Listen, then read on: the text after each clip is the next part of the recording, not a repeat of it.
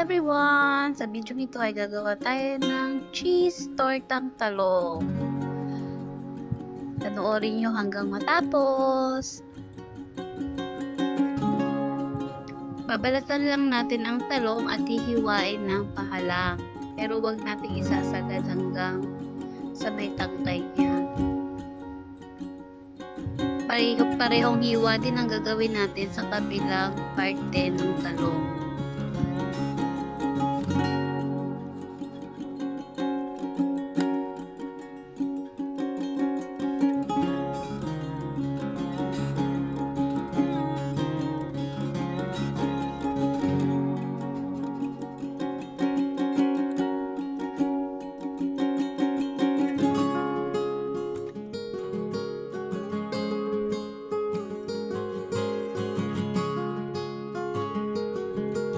Tulad ng asin,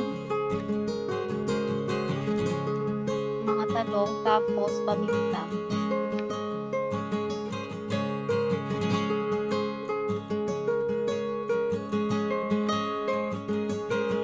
Magkit-kit ng cheese, cheddar cheese yung ginamit ko dito.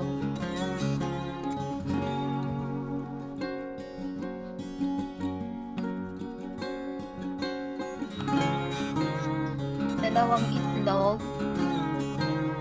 lagyan ng chili powder at patilin. Optional lang po yung chili powder. Tapos ilagay na dito yung cheese at i-mix natin.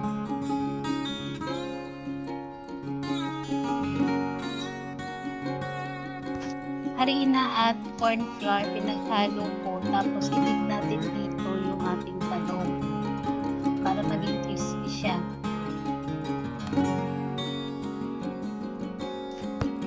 Sunod, ilagay na natin siya sa itlog. Siguraduhin natin na malalagyan lahat ng mga talong ng itlog mixture. Iprito sa mahinang apoy, katamtamang apoy lamang po ang gagamitin natin dito para may masunog ang ating talong. Takpan ng ito, tapos baliktad na natin.